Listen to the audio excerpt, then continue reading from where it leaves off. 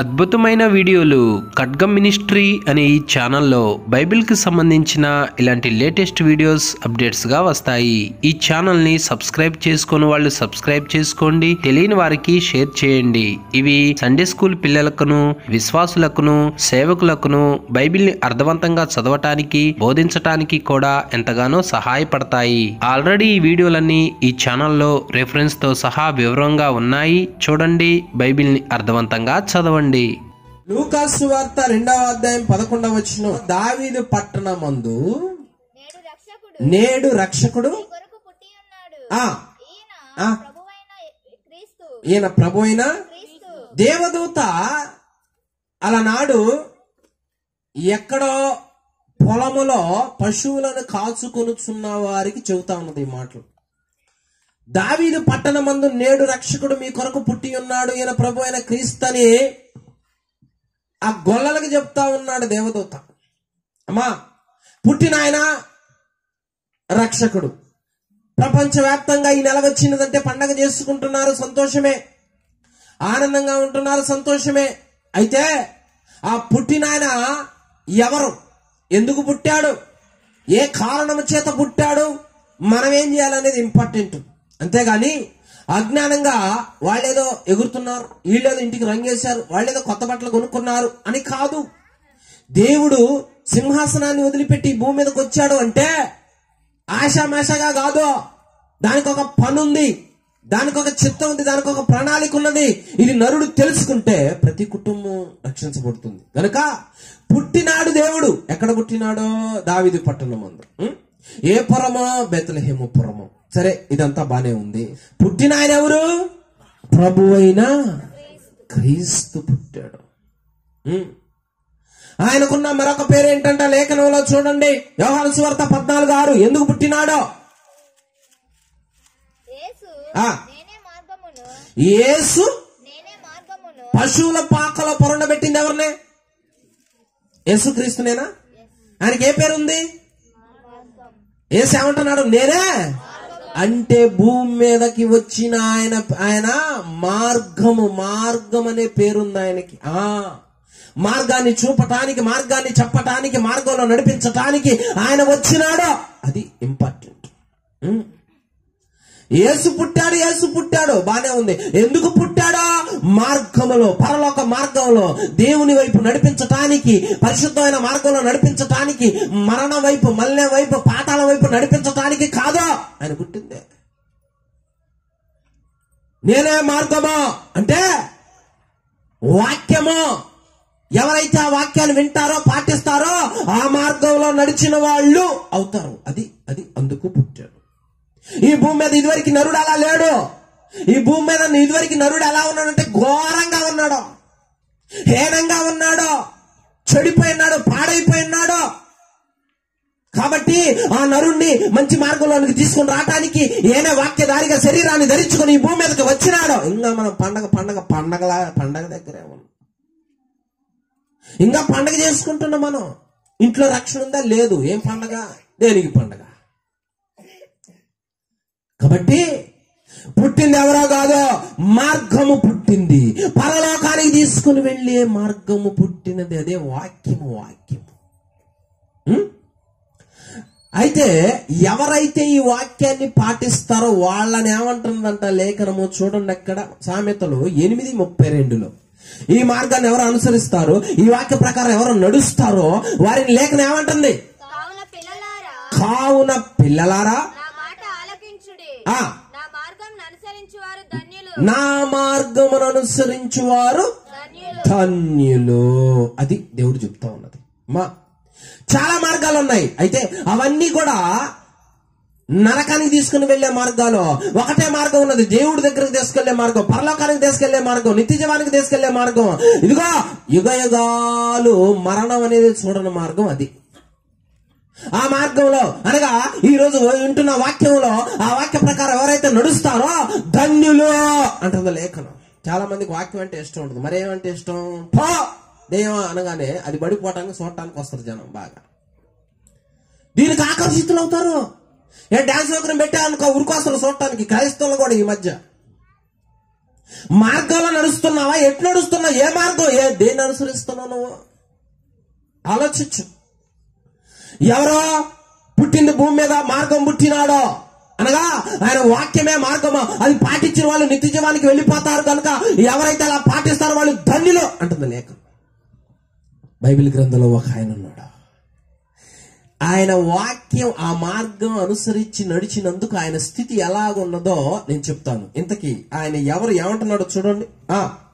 ఏమంటున్నాడు ఆయన? యోబు గ్రంథం 23:11-12 ఏమంటున్నాడు? నా పాదములు ఆయన అడుగు జాడలు విడవక నడిచినవి, నేను ఇటు అటు తొలగక ఆయన మార్గమును అనుసరించితిని. చూసావా, ఒక భక్తుడు చెప్తున్నాడు, ఈ భూమి మీదకి వచ్చినది ఎవరైనా మనం అనుకుంటున్నామో అంటే మార్గం అనే ఆయన వచ్చాడు, వాక్యం అనే మార్గం అనే ఆయన. ఆ వాక్యాన్ని పాటిస్తా మార్గంలో మనం నడిచినట్లే. ఎవరు నడిచారా ఇదివరకంటే? యోబు అనే భక్తుడు నడిచినాడంట. ఆయనే చెప్తున్నాడు, నా పాదములు ఇటు అటు తొలగక ఎటు పడితే అటు వెళ్ళక ఆయన మార్గాన్ని అనుసరించాయి, ఆయన లేఖనాలు పాటించాయి. నా సొంత అభిప్రాయముల కంటే ఆయన వాక్యమే ఎక్కువ ఇష్టాన్ని నేను పాటించాను. అప్పుడు నా స్థితి ఎలా ఉన్నదో చెబుతాడు. ఇప్పుడు అమ్మా, ఇక్కడున్న మనందరం కూడా ఆయన వాక్యాన్ని ఖచ్చితంగా పాటిస్తే ఆ మార్గంలో ఉన్న వాళ్ళం అవుతాం. ఎవరైతే ఆ మార్గాన్ని అనుసరిస్తారో వాళ్ళ స్థితి ఎలా ఉంటది అని లేఖనం సెలవిస్తా ఉన్నదంటే ఇప్పుడు చూడండి. యోబు గ్రంథం 29:6,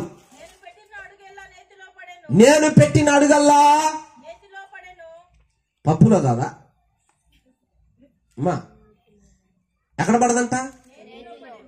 ఆ మార్గాన్ని అనుసరిస్తూ ఎవరైతే నడుస్తారో వాళ్ళ అడుగు దేనిలో పడుద్ది? నేతిలో పడుద్ది. పప్పులో పడిందంటే అర్థం ఏంటంటే ఫెయిల్ అని. అరే నువ్వు పప్పులో కాలేసావు అంటే కన్ఫ్యూజ్ లో కాలేసావని అర్థం. నువ్వు పప్పులో కాలేసావంటే వేస్ట్ లో వ్యర్థమైన దాంట్లో కాలేసావని అర్థం, వ్యర్థమైన దాన్ని అనుసరిస్తున్నావని అర్థం. నేను నేతిలో కాలేసా అంటున్నాడు ఆయన. ఎప్పుడు అంటున్నాడు తెలుసా? ఆయన వాక్యాన్ని పాటిస్తూ ఆయన మార్గంలో నడుస్తున్నప్పుడు నేను పెట్టిన అడుగల్లా నేతిలో పడ్డది. అమ్మా, నెయ్యి దేనికి సూచనగా ఉన్నదో నేను చెప్తాను. ఏ వ్యక్తి అయితే ఆ మార్గాన్ని అనుసరిస్తారో ప్రతి వ్యక్తి ఆ నేతిలో అడుగు పెట్టిన వ్యక్తి అవుతాడు. ఇంతకీ నేతిలో అడుగు పెట్టడం అంటే ఏంటో నేను వివరిస్తా. 3 పాయింట్లోనే నేను వివరించి నేను ముగిస్తా. హల్లెలూయా. మనందరికీ నెయ్యి అంటే తెలుసుగమ్మా, చాలా మంది ఇళ్లలో వాడుతూ ఉంటారు. దేవుడు ఒక వస్తువు ఇచ్చినప్పుడు దాని ఉపయోగాలు మనకు తెలియవు, ఇప్పటికి కూడా చాలా మందికి తెలియవు. నెయ్యి అనగానే ఇష్టపడిన వాళ్ళు ఎవరు అంటారంటే చాలా మందికి ఇష్టం ఉంటుంది. అమ్మా, నెయ్యిలో ఉన్న మొదటి ప్రత్యేకత ఆయన అంటున్నాడు, ఆ మార్గాన్ని అనుసరిస్తున్నప్పుడు నేను పెట్టిన అడుగు నేతిలో పడదే, నేతిలో పడినట్టు అయింది అంటున్నాడు. నెయ్యితో ఎందుకు పోలుస్తున్నాడంటే నెయ్యిలో ఉన్న మొదటి ప్రత్యేకత ఏమనగా సువాసననిచ్చుతుంది. అమ్మా, ఎప్పుడన్నా నెయ్యి కరగబెట్టారు, ఎన్నపూస కరగబెట్టారు కమ్మా, అందరికీ తెలుసులే ఇక్కడ. హల్లెలూయా. వెన్నపూస కరగబెట్టినప్పుడు ఎట్లా ఉంటుంది? సువాసన. ఆ ఇంట్లోనే కాదు, ఆ పక్కన కూడా, ఆ వీధిలో కూడా ఆ సువాసన వెదజల్లుతా ఉంటది. మరి ఏనేంది నెయ్యిలో అడుగు పెట్టాను అంటున్నాడు అంటే నెయ్యిలో ఉన్న మొదటి ప్రత్యేకత ఏంటంటే సువాసన. అనగా ఆ వ్యక్తికి మంచి సాక్ష్యం ఉంటది అని అర్థం. అమ్మా, ఆ వ్యక్తికి ఏం సాక్ష్యం ఉంటది? మంచి సాక్ష్యం. ఆయన అంటున్నాడు, నేను నేతిలో అడుగు పెట్టా. మొదటగా నా విలువ ఎలా ఉందో తెలుసా సమాజంలో? ఆయనే అంటున్నాడు. చూడండి ఆయన విలువ ఎలా ఉన్నదంట. 29:11 సామెతలు. యోబు, నా సంగతి చెవిని పడిన ప్రతివాడు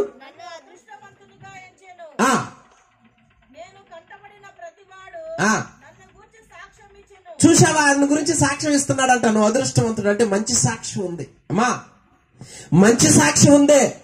మనమే కనుక దేవుని మార్గంలో నడిస్తే, ఆ వాక్య ప్రకారం నడిస్తే, ఆ వాక్య ప్రకారం వింటే, సొంత అభిప్రాయాలు తీసేసుకుంటే ఆ వ్యక్తికి పూర్వం ఉన్న చట్ట సాక్ష్యం ఉండదు, సువాసననిచ్చే మంచి సాక్ష్యం ఉంటది. ఇదివరకు మనకి ఎలాంటి సాక్ష్యం ఉన్నది? అసలు ఇప్పుడు ఎలాంటి సాక్ష్యం ఉన్నది? ఇదివరకు తాగుబోతూ, తిచ్చిపోతూ, తిరుగుపోతూ, ఇదిగో చెడు వ్యసనాలకు బానిసుడు, వ్యర్థమైన వాడు, అలాంటి వాడు, ఇలాంటి వాడు అన్న పేరుంది ఈ సమాజంలో. కానీ ఎప్పుడైతే ఆ వాక్యంలో నడుస్తున్నామో, ఎప్పుడైతే ఆ వాక్య ప్రకారం నడవటానికి ఇష్టపడ్డామో, ఆ అడుగు జాడలో తొలి లేకుండా చేసుకున్నామో లేఖన ప్రకారమో అప్పుడు ఆ వ్యక్తి అడుగంట నేతిలో పడుతుంది. అనగా మంచి సాక్ష్యం, మొదటిగా సాక్ష్యం వస్తుంది. ఈ రోజులో చాలా మంది మందిరాలకు వెళుతా ఉన్నారు. మరి ఎలాంటి సాక్ష్యం ఉన్నది? పోనీ నీ పిల్లలకి ఎలాంటి సాక్ష్యం ఉన్నది? నీకెలాంటి సాక్ష్యం ఉన్నది? అదివరకు అదే సాక్ష్యం, ఇప్పుడు ఇదే సాక్ష్యం. అదివరకు గొడవలు, ఇప్పుడు గొడవలు. అదివరకు చెడు వ్యసనాలు, ఇప్పుడు చెడు వ్యసనాలు. అదివరకు తిరుగుతాం, వ్యర్థంగా తిరుగుతాం, ప్రార్థన చెయ్యం, ఇప్పుడు అదే పరిస్థితి. అంటే అర్థం ఏమిటి? సాక్ష్యం ఎలాగున్నది? నీ సంగతి ఎవరికైనా చెవిని పడితే మంచి సాక్ష్యం ఇస్తున్నారా? నీ గురించి నీ పిల్లలకి ఇస్తామన్నారా? నీ కుటుంబానికి ఇస్తామన్నారా? నీ యవన జీవితానికి ఇస్తామన్నారా? నీ బాల్యానికి ఇస్తామన్నారా? నీ తండ్రికి ఇస్తామన్నారా? నీ తల్లికి ఇస్తామన్నారా? నీ కుటుంబంలో ఉన్న వాళ్ళకి మంచి సాక్ష్యం ఈ సమాజంలో ఉన్నది ఒక సువాసనగా లేదు ఈ రోజుల్లో. ఎందుకు లేదు? ఏ మార్గాన్ని అనుసరిస్తున్నావో ఆ బుద్ధులు వస్తే ఆ సాక్ష్యం ఉంటుంది. సాతాను గాడి మార్గాన్ని అనుసరిస్తే ఎలా ఉంటావు? దేవుడిలోనికి ఎప్పుడైతే వస్తావో, ఆ మార్గంలో ఎప్పుడైతే వస్తావో, ఎంటర్ అవుతావో, ఎలాంటి సాక్ష్యం ఉంటుందో తెలుసా? పాత సాక్ష్యం ఉండనీయడో, పాత అలవాట్లు కొట్టేస్తాడో. అందుకు ఈ భూమి మీదకి వచ్చిందే. మనకంటూ మంచి సాక్ష్యం ఉండాలా, మనకంటూ ఒక ప్రత్యేకతలు ఉండాలా. నువ్వు పాడాలా, నువ్వు వాక్యం చెప్పాలా, నువ్వు సమాజంలో ఒక గౌరవంగా నిలబడాలా. నువ్వు నీ తల్లిదండ్రులు ఈ సాక్ష్యంగా కావాల్సిందే. ఈ లేనప్పుడు ఎందుకమ్మా మందిరాలకు వెళ్ళేది? ఈ లేనప్పుడు ఎందుకు పిల్లలు పెంచేది? ఎలా ఉన్నది ఈ రోజుల భక్తులు? మందిరానికి వెళ్తుంది ఎప్పుడు అలాగనే ఉంటది ఏంది? ఆ మందిరానికి వెళ్తుంది ఎప్పుడు ఆ టీవీలు వదిలిపెట్టది ఏంది? ఆ సీరియల్ వదిలిపెట్టది ఏంది? ఆ బూతులు వదిలిపెట్టది ఏంది? ఆ పిల్లలు సరిగ్గా పెంచది ఏంది? ఇదివరకు అదే సాక్ష్యం, ఇప్పుడు ఇదే సాక్ష్యం. ఇదివరకు అదే, ఇప్పుడు ఇదే. ఇందుకు ఆ దేవుడు పుట్టింది, ఇందుకు ఆ పండగ, ఇందుకు ఆ భూమి మీదకి వచ్చినది. నీకు సువాసన ఉన్నట్టు నీ కుటుంబానికి ఉందా? ఆ యోబు అంటున్నాడు, నాకుంది అంటున్నాడు. నా గురించి కనుక 10 మందిలో చెబితే అతను అదృష్టవంతుడు, అతని గురించి లోప ఎత్తి చెప్పాలంటే టేరు చాలంటున్నారు. అతని గురించి ఏదన్నా ఎలెత్తి చూపించాలి, వంక పెట్టాలన్నా, తప్పుడు సాక్ష్యం చెప్పాలన్నా ఎవరికి వల్ల కావటం లేదంట. దేవుని నమ్మితే అటుంటాం. అందుకని పుట్టిందే. నా బిడ్డల్ని ఏలెత్తి చూపిస్తున్నారు, అవమానపరుస్తున్నారు, ఎగతాళి చేస్తున్నారు, హేళనపరుస్తా ఉన్నారు. కనుక అది నేను కొట్టివేసి వాళ్ళకి మంచి పేరు తీసుకురావాలి అని ఆయన వచ్చాడు భూమి మీదకి. ఇంకా లోకపరమైన ప్రేమ ఆ సాక్ష్యం ఉందా నీకు? చెడు వ్యసనాల సాక్ష్యం ఉందా నీకు? ఇంకా ఎలాంటి సాక్ష్యం ఉన్నదే? అటు వెళ్తా ఇటు వెళ్తా ఎప్పుడు ఇదే సాక్ష్యమా? నలుగురు నోళ్ళలో నానిపోయున్నావా? క్రీస్తు వచ్చింది ఎక్కడైతే అవమానించబడ్డావో అక్కడ తలలేపి మంచి సాక్ష్యం ఇయటానికి. చూడు లేఖనం ఏమంటుంది? లేఖనం ఏమంటుంది? జెఫన్యా గ్రంథము 3వ అధ్యాయము 19వ వచనం. జెఫన్యా గ్రంథం 3:19. ఆ కాలమున నిన్ను హింస పెట్టు వారందరినీ కుంటుచు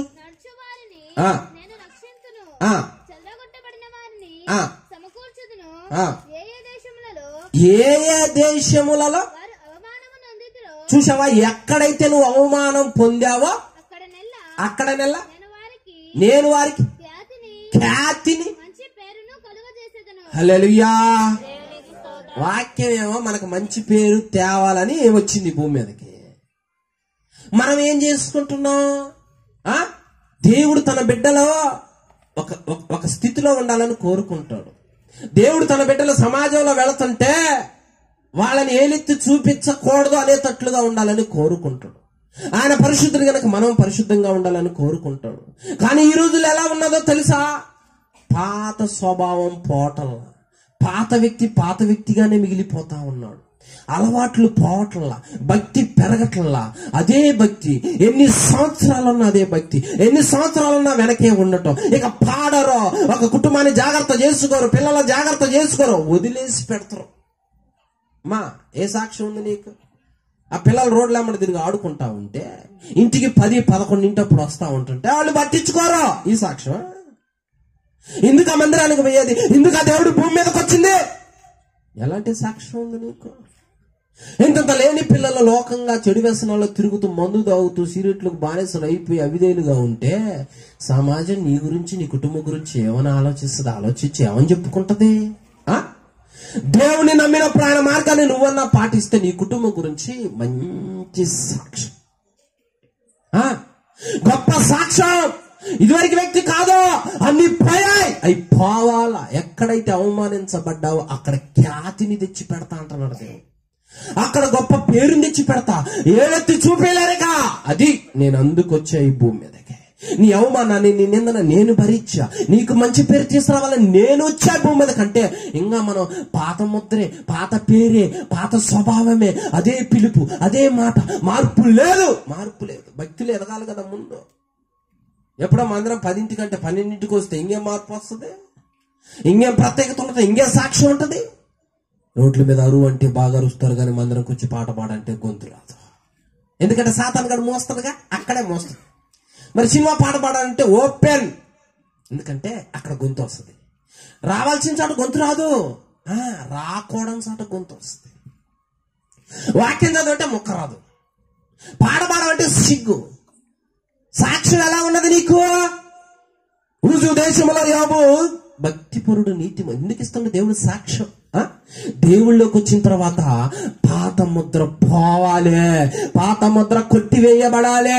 నీ గురించి, నీ పిల్లల గురించి మంచి సాక్ష్యం ఇవ్వాలి, గొప్ప సాక్ష్యం ఇవ్వాలి. ఆ కుటుంబం ప్రార్థన చేస్తుంది. ఎక్కడ పడితే అక్కడ కూర్చోరు, ముచ్చట్లు పెట్టరు, ఎటుబడితోటి వెళ్ళరు, ఎటుబడితోటి సవాసాలు చేయరు. ఆ పిల్లలు పద్ధతిగా ఉంటారు, వాళ్ళ వస్త్రధరలు బాగుంటాయి, వాళ్ళ మాటలు బాగుంటాయి. భక్తి పరులు, పరిశుద్ధంగా జీవించే వాళ్ళ పిల్లలకి సెల్ ఫోన్ ఇవ్వటం వదిలిపెట్టడం. పిల్లలకి సెల్ ఫోన్ ఇవ్వటం, వాళ్ళు ఏం చేస్తున్నారు కూడా పట్టించుకోరు, ఎవరితో మాట్లాడుతున్నా పట్టించుకోరు. సమాజం ఏమంటుందో తెలుసా నీ గురించి, నీ కుటుంబం గురించి? సాక్ష్యం ఉండాలి నీకు. ఒక నెయ్యి సువాసన ఇచ్చినట్లు దేవుని మార్గంలో నడిస్తే మొదట నీకు వచ్చేది అది సాక్ష్యం. నీ పిల్లలకు వచ్చే సాక్ష్యం అది. ఉందా? ఆలోచించుకో. నాకు 2 అబ్బాయిలు, 1 అమ్మాయి. దేవానికి స్తోత్రం. అంటే వాళ్ళు పరిశుద్ధంగా ఉండరు. ముక్కు బాగుంది, మూతి బాగుంది అంటే కుదరదు. మా మామ పోలికంటే కుదరదు, మా అత్త పోలికంటే కుదరదు, మా ఆయన పోలికంటే కుదరదు. పోలికలు చెప్పుకొని మురిసిపోతే కుదురుద్దా? లోపల ఉన్నది బాగా పోవాలి కదా, చెడు పోవాలి కదా. ఏ రోజు బెత్తం వాడి నీ బిడ్డలకు ప్రార్థన నేర్పావు, వాక్యం చదవటం నేర్పావు, ఒక తల్లిగా తండ్రిగా నువ్వు చేసావా? నీ పిల్లలు ఎవరొస్తారు? ఎక్కడ దొరుకుతున్నారు? ఏం చేస్తున్నారు? ఏ సాక్ష్యం ఉంది? క్రీస్తులోనికి వచ్చిన ఏ వ్యక్తికైనా సాక్ష్యం ఎలా ఉంటుందో తెలుసా?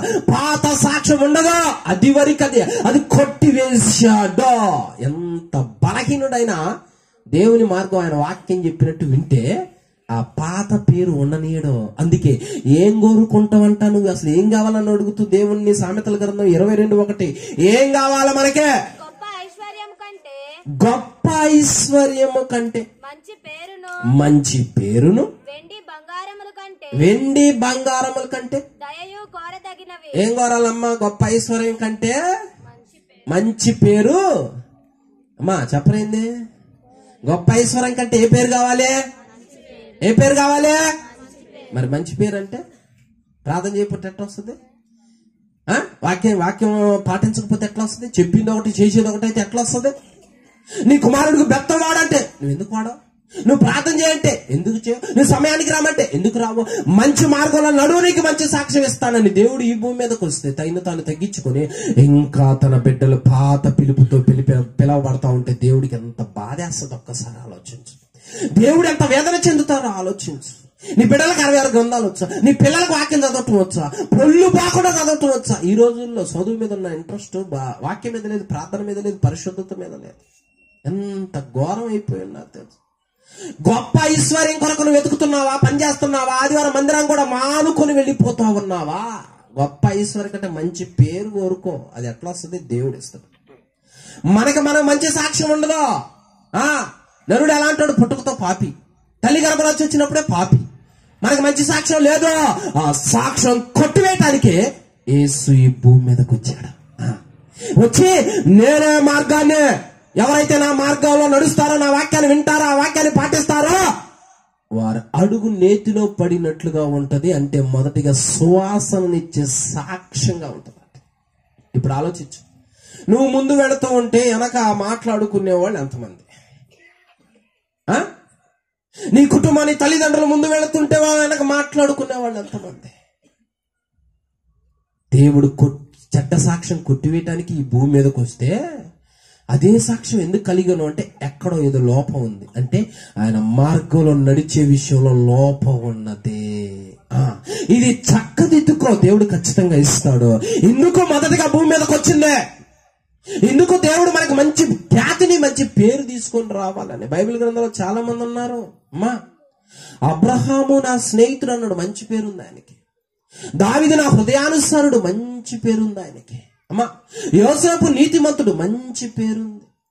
అమ్మా, ఐగుప్తు దేశంలో మోషే గొప్పోడు, మంచి పేరుంది.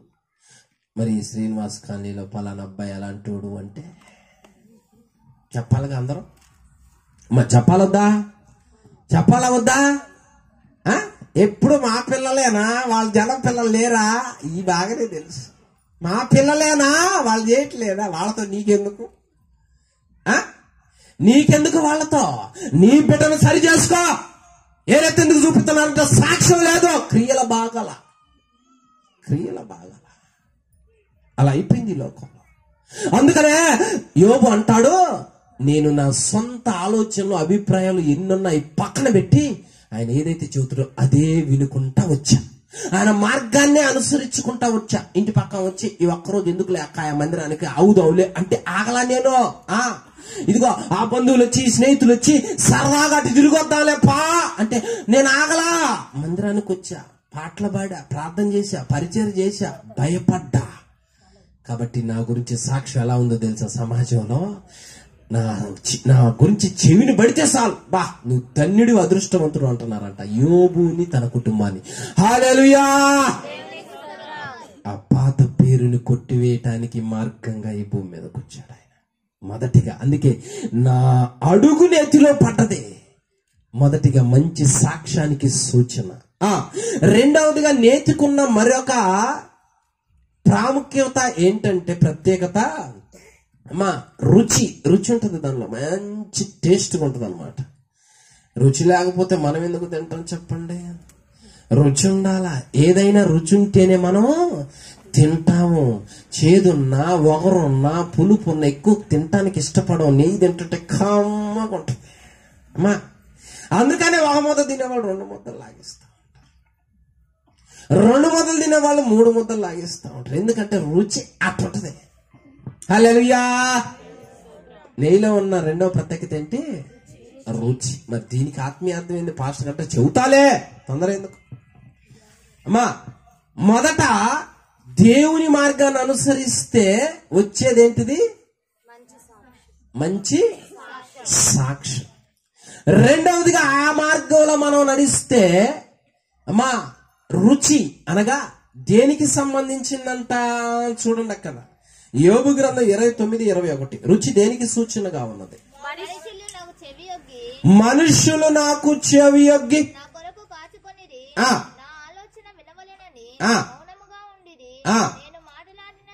నేను మాట్లాడిన తర్వాత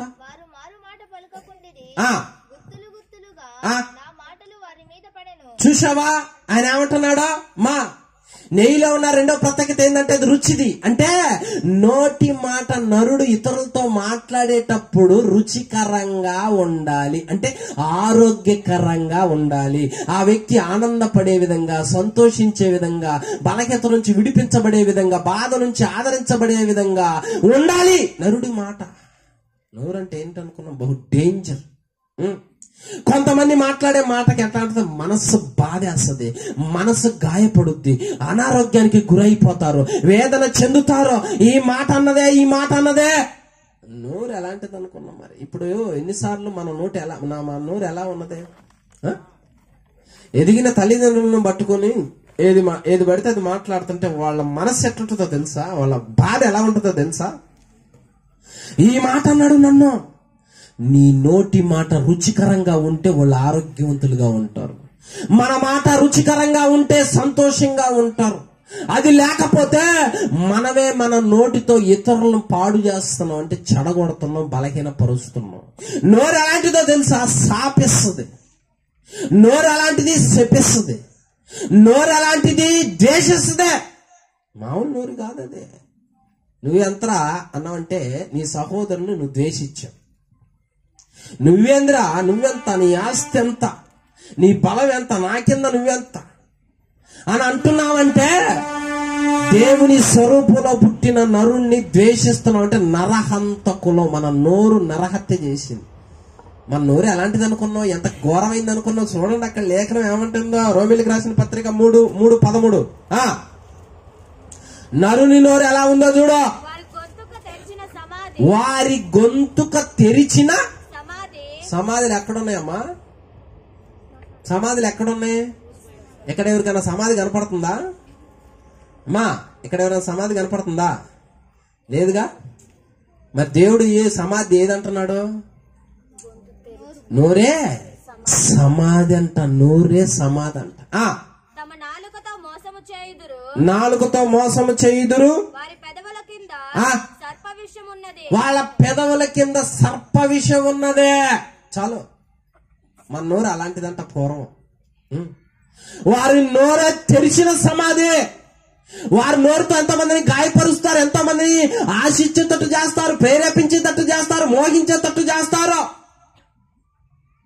ఈరోజు చూస్తున్నావే మా టీవీలు చూస్తున్నాం, ఆ జబర్దస్త్ ప్రోగ్రామ్ చూస్తున్నాం, మొత్తం డబుల్ మీనింగ్ డైలాగులే. చెవి ఏం ఆలోచిస్తా ఉన్నది, అందులో ఏమున్నది? ఆ మాట మనం కూడా మాట్లాడుతున్నాం, ఆ హేళను మనమే చేస్తున్నాం, ఆ ఎగతాళి చేస్తున్నాం, అపహాస్యం చేస్తున్నాం, డబుల్ మీనింగ్ మాట్లాడతాం, బూతులు మాట్లాడతాం, మోసాలు చేస్తాం, లేని వార్తను పుట్టిస్తాం. అన్ని నోటితో చేస్తున్నాము కాబట్టి ఆ దేవుడు ఏమంటున్నాడు అంటే, రెండవదిగా నెయ్యికి రుచి ఉంటది. మరి మన మాటల్లో రుచి ఉందా? పలాని వ్యక్తి మాట్లాడితే నా బాధ పోయింది, పలాని వ్యక్తి మాట్లాడితే నా దుఃఖం పోయింది, నేను ఆదరించబడ్డా అనే వాళ్ళు ఉన్నారా?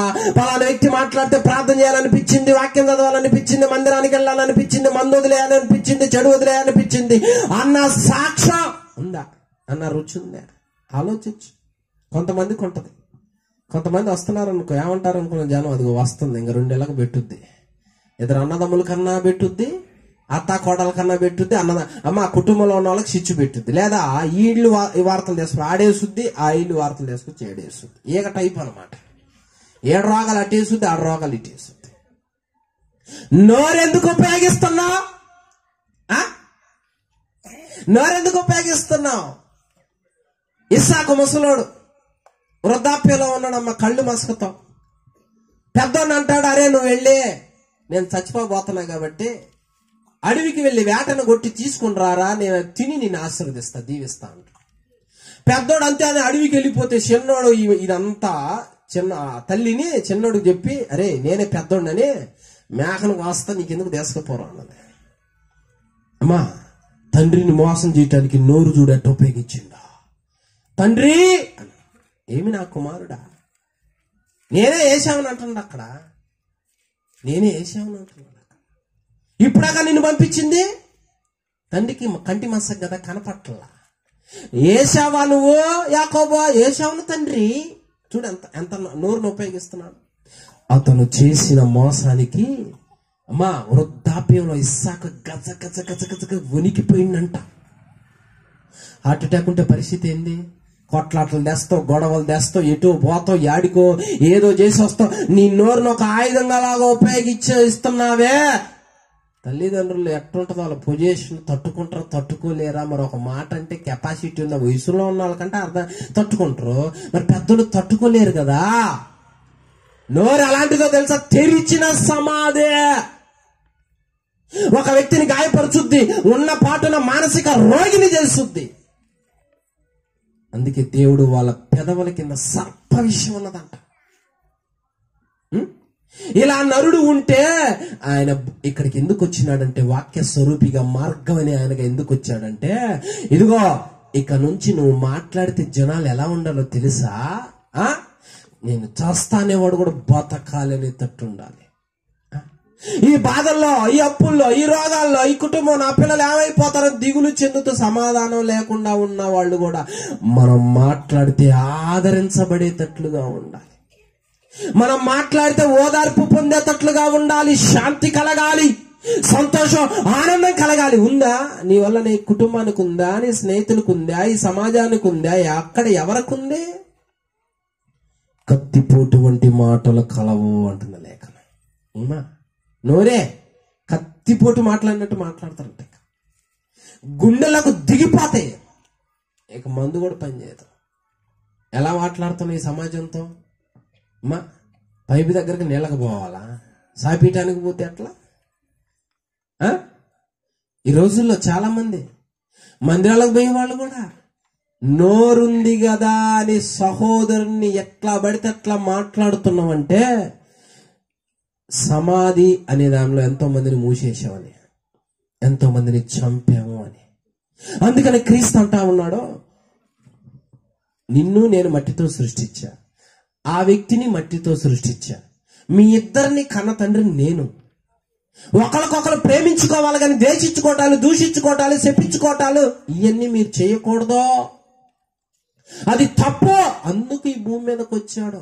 నువ్వు గనక ఆ మార్గాలను అనుసరిస్తే శత్రువును కూడా ప్రేమిస్తావు, శత్రువును కూడా ఆదరిస్తావు, దయ తలుస్తావు. అట్లుండాలంట మన నోరు, అట్లుండాలి. మరి కొంతమంది మాట్లాడితే కోపం వస్తుంది. ఎంత కోపం వస్తుంది అంటే భలే కోపం వస్తుంది. కొంతమంది మాట్లాడితే రెచ్చగొట్టే మాటలు ఉంటాయి. ఇంకొంతమందిని అయితే చెడ్డ ఆలోచనలు ఆలోచించే మాటలు ఉంటాయి. అందుకనే ఈ లోకం ఎలా ఉన్నది? నోరే వాడిగా వాడుతుందంట. నోరు బహు ప్రమాదకరమైందంట. ఈ స్థితిలో నరుడు ఉంటే నువ్వు అలా ఉండటానికి వీలు లేదు బిడ్డ. నువ్వు మాట్లాడితే రుచికరంగా ఉండాలి. వాక్యం చెప్పు, సువార్త చెప్పు. నువ్వు ప్రార్థన చేస్తుంటే ఇదిగో ఎంతో మంది రక్షించబడాలా. నీ నోటి మాట అనేకులను ఆదరించాలి, అనేకులను దేవుని వైపు నడిపించాలి, అనేకులను స్వస్థపరచాలి, అనేకులను బాగు చేయాలి. అందుకే పిలుచుకున్నాడు. అందుకే నీకు పాటిచ్చాడు, పాడు. నీకు గొంతిచ్చాడు, దేవుని పక్షాన మాట్లాడు. నోరు ఉంది కదా అని ఇష్టం వచ్చినట్లు నా ముందు నువ్వెంత నన్ను నిర్లక్ష్యం చేయొద్దు. నోరుంది కదా అని ఇష్టం వచ్చినట్లు వాడొద్దు దాన్ని. ఇది చాలా ప్రమాదకరం అని లేఖనం సెలవిస్తా ఉన్నది. పూర్వం అలా ఉన్నాం. అందుకే దేవుడు ఏమంటా ఉన్నాడో అమ్మా, ఇర్మియా గ్రంథం 1:9. అప్పుడు యెహోవా చేయి చాపి ఏమి, ఇదిగో నేను నీ నోట హల్లెలూయా.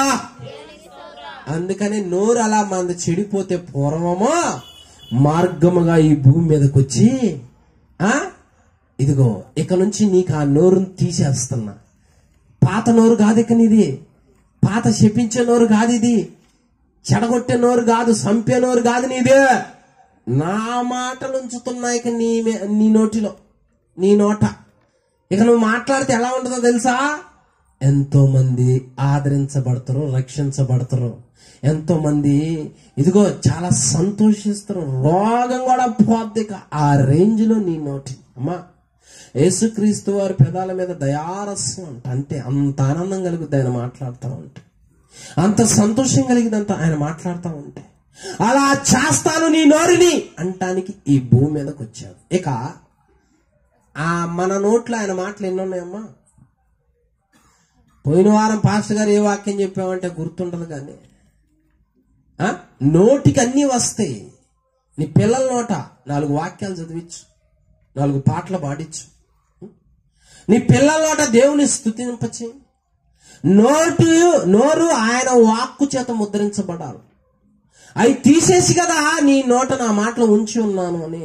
అందుకనే కాస్త నలుగురు దగ్గర ఉన్నప్పుడు ఇంట్లోనో ఆయన మాటలు మనం ఉచ్చరించాల. మన నోట్లో ఆయన మాట ఉంటే వ్యర్థమైన అన్ని వదిలిపెట్టుకోవాలి. ఇక నుంచి సమయం లేదో. సాతానుగాడు ప్రతి నోరుని ఏం చేస్తున్నాడో తెలుసా? పాడు చేసి పెడతా ఉన్నాడు గనక చెడ్డ వాళ్ళ సవాసం, లోకస్తుల సవాసం, పోకిరి మాటలు మాట్లాడే వాళ్ళ సవాసాలు పడితే అయ్యే అబ్బుతి మనకి. అయ్యే వింటాం మనం, అయ్యే నేర్చుకుంటాం. ఈరోజు పిల్లలకి ఎందుకు వస్తున్నాయి బూతులు, అబద్ధాలు ఎందుకు వస్తున్నాయి? వదిలేశారు బయటికి. లోకం ఏం చేసింది? సాతానుగాడు నేర్పించి. అదే దేవుని సన్నిధి తీసుకొస్తే ఆయన ఆ మాటలను, వాక్యాన్ని మన నోటిలో ఉంచుతారంట. ఆయనకి ప్రతిబింబాలు మనమే. ఇందాక చిన్న బిడ్డ దేవుని వాక్యం చెప్పింది 7 పాయింట్లు చెప్పింది ఒక వస్తువు మీద. నీ బిడ్డ నోట కూడా అలాంటి మాట ముద్రించబడాలి. నువ్వు కూడా దేవుని పక్షాన్ని నిలబడి మాట్లాడాలి. హల్లెలూయా. నేను పెట్టిన అడుగెల్లా నేతిలో పడిను అంటే మొదటిగా నెయ్యికున్న ప్రత్యేకత ఏంటి?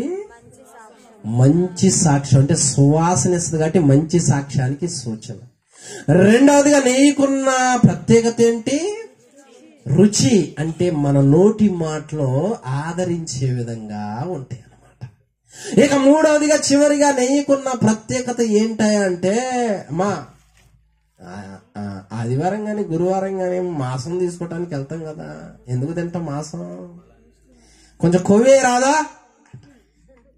ఎందుకో కొవ్వు ఎందుకు అడుగుతాం? కొవ్వు ఎందుకు అడుగుతా? బలానికి అన్నమాట.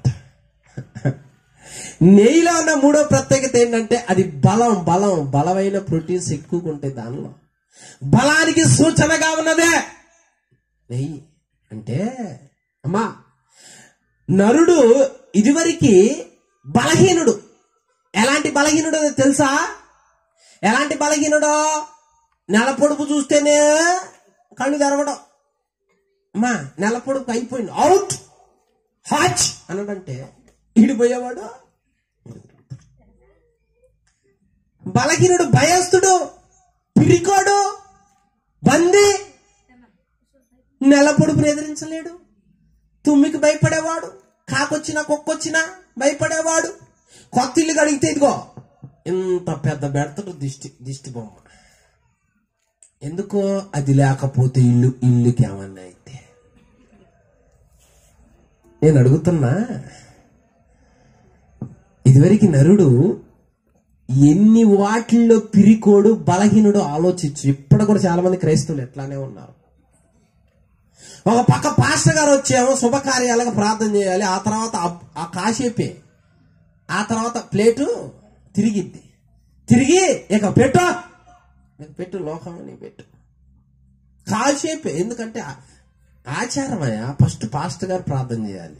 ఎందుకు? తర్వాత మందు పార్టీ చేసుకోవటానికి, ఎగరటానికి, సినిమా పాటలు. అందుకు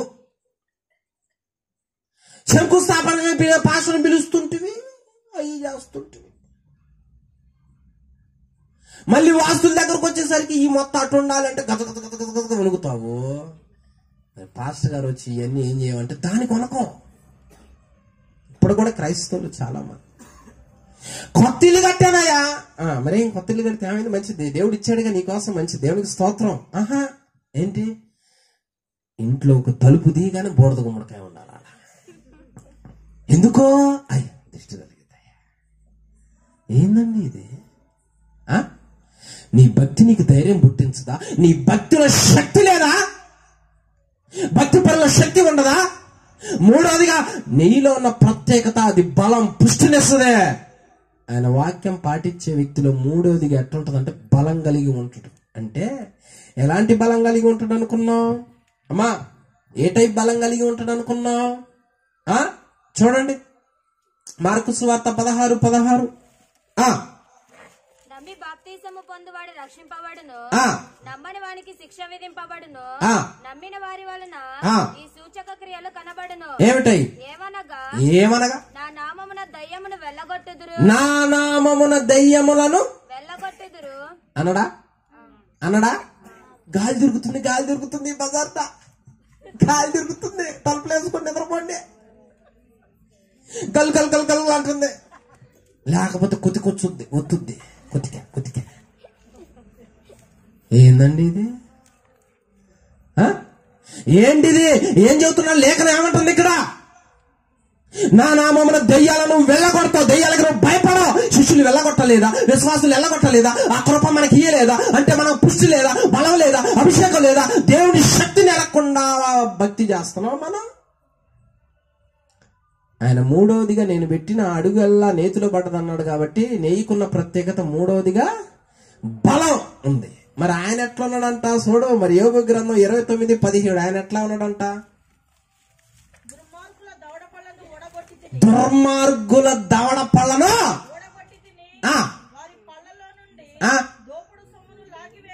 ఎట్లున్నాడంట? దుర్మార్గులకు దవడ పళ్ళను ఏం చేసిండంట? ఓడగొట్టాల. అన్యాయంగా సాతాను గడు బంధిస్తున్నాడు యవనస్తుల్ని, పిల్లల్ని బంధిస్తున్నాడు, మందిరాలకు రానిట్లా. ఒక ఇంట్లో ఇద్దరు వస్తే ఇంకొకరు రావట్లా, ఒక ఇంట్లో ముగ్గురు వస్తే ఇంకా ఇద్దరు రావట్లా. వాళ్ళు బంధించాడు, వాళ్ళు బలహీన పరుస్తున్నాడు, వాళ్ళు లోకానికి ఈడ్చుకొని వెళ్ళిపోతా ఉన్నాడు. అప్పుడు మనం ఏం చేయాలో తెలుసా? బలం పని చేయాలా, అభిషేకం పని చేయాలా, శక్తి పని చేయాలా, దాన్ని తరమాలా, దెయ్యాన్ని తరమాల, పోరాడాల. మనమే పీరుకోవడమైతే, మనమే బలహీనులమైతే మనమోపం ఎదురొస్తుంది, ఇటు తలుగు శ్యామం ఎదురొస్తుంది, అడుపా అచ్చవేదో మనకు సాగు రానట్టు.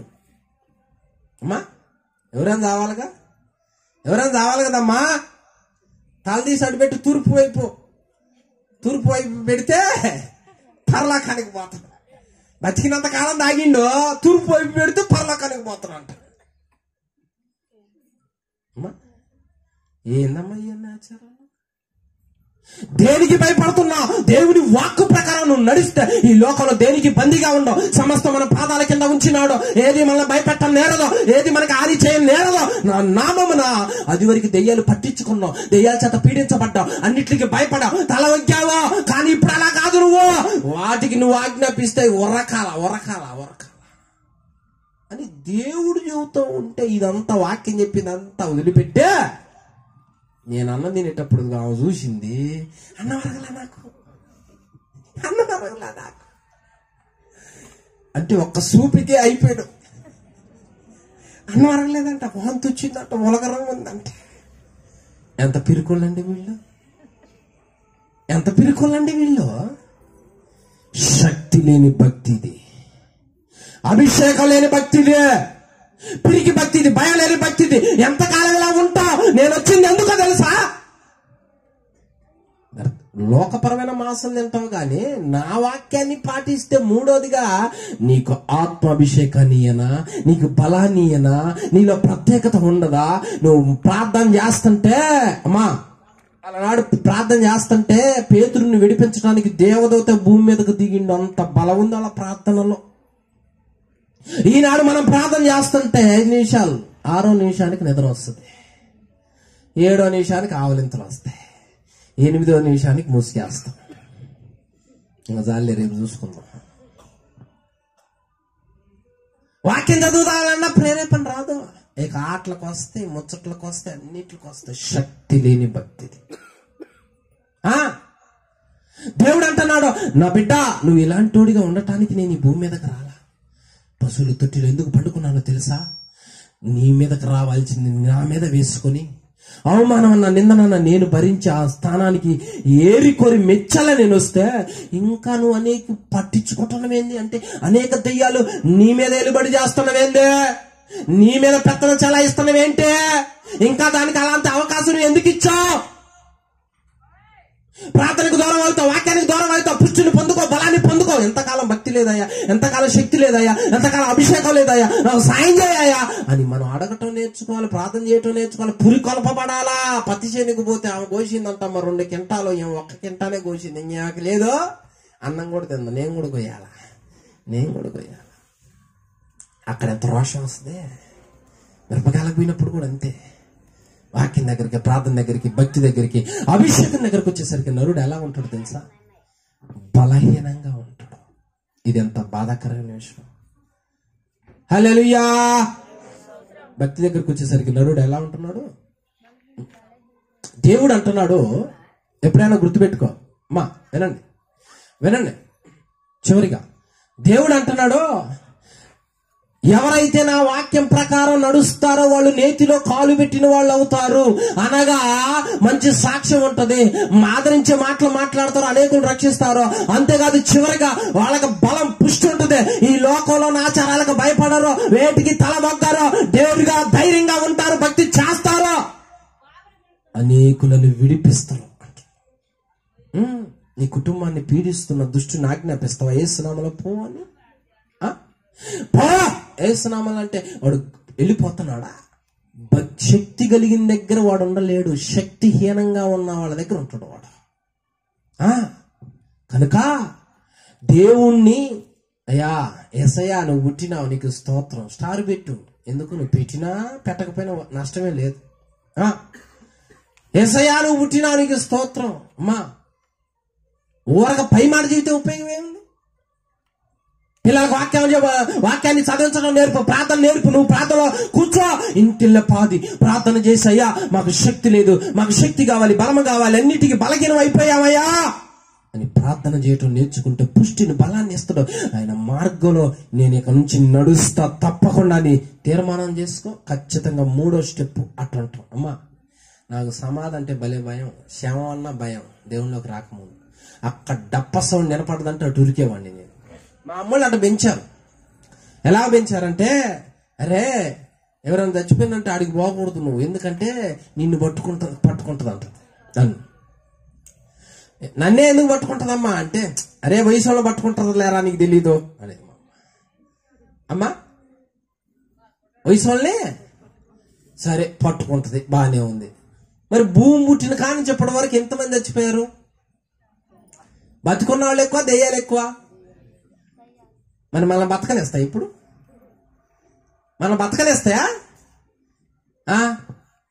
ఇష్టం వచ్చినప్పుడు పట్టడానికి ఏమనుకున్న దేవుని బిడ్డ అంటే శక్తి కలిగిన వాడిని చూస్తే ఉరకవ, అభిషేకం కలిగిన వాడిని చూస్తే రాలేదు, తాకలేదు, ముట్టలేదు. ఎందుకంటే అగ్ని కంచి ఉంటది అతని చుట్టూ, అభిషేకం ఉంటది అతని చుట్టూ, దేవుని హస్తం బలంగా పనిచేస్తుంది. మోషేను ఒక్కడే పంపించిండు. ఒక నత్తివాడిని ఐగుప్తు దేశంలో 20 లక్షల మందిని విడిపించడానికి పంపిస్తే శకునగా అంటే మోషే ముందు గజ గజ గజ గజ వణికిపోయిండ్రంట. శక్తి, బలం, అభిషేకం కలిగిన విశ్వాస జీవితం అంటే అది. హల్లెలూయా. ఎన్నాళ్ళ మట్టుకు వీడు మనకి ఊరిగా నుండును అంటున్నారు ఐగుప్తీయులు. ఫస్ట్ ఏమనుకున్నారంటే నత్యుడేగా అనుకున్నారు. కానీ ఆ నత్యుడు బాహుబలం ఎలా ఉందో తెలుసా? దేవుని వ్రేలో అన్నారు ఆ రోజుల్లో వాళ్ళు. వీడు మనదాకా నత్యుడు అనుకున్నాం, మన కూడా అట్లా ఉండాల. మనదాకా పెరుకొల్లుగా ఇప్పుడు ఇంత డేరి కలిగి ఉన్నారు, వీళ్ళ మాటలు ఎంత శక్తి ఉంది, ఇంత ప్రభావం ఉంది, ఇంత అభిషేకం ఉన్నదేంది వీళ్ళ మాటల్లో, అనేకులు విడిపించబడుతున్నారేంది, ప్రతి విధమైన బలహీనతలు తెగిపోతానే, సంఖ్యలు కూడా ఊడిపోతానే. అంటే ఇంత శక్తి వీళ్ళలో ఉందే. నాకు పౌలు తెలుసు, యేసు తెలుసు. ఎందుకంటే అంత దెయ్యం పౌలులో దేవుని శక్తి ఉంది.